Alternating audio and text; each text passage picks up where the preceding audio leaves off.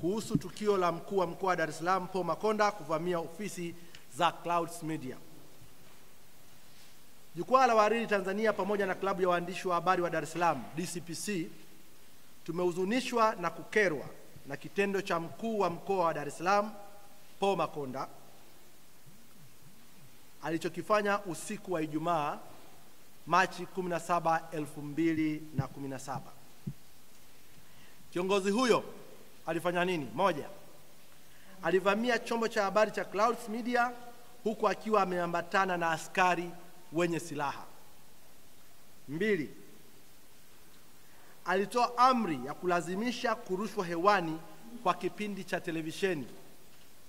Tatu, alitumia nguvu kupora kipindi, yani content, mali ya Clouds TV. Kitendo hicho cha ndugu Makonda ni mwendelezo wa matendo yake ya kutoa lugha za kejeli na matusi kwa waandishi wa habari ambao wamekuwa wakishiriki katika kazi zake mbalimbali mkoani Dar es Salaam.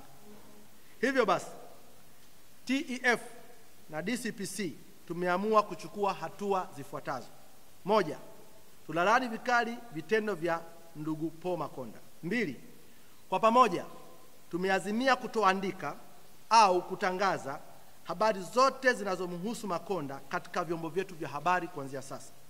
Kwa mantiki hiyo, tunamtangaza Paul Makonda kuwa ni adui wa uhuru wa habari na yoyote yule ambaye anashirikiana naye au atashirikiana naye katika kukandamiza uhuru wa habari katika nchi yetu. Utekelezaji wa uamuzi huu unaanza mara moja kwa vyombo vyote vya habari nchini na utaendelea hadi pale itakapotangazwa au kuamriwa vinginevyo.